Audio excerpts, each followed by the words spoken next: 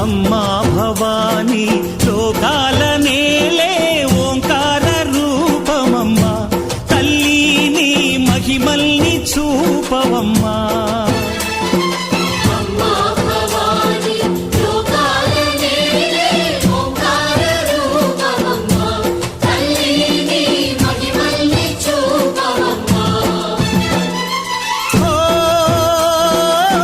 సృష్టికే దీపమా, శక్తికే మూలమా, సింహరథమే నీదమ్మా.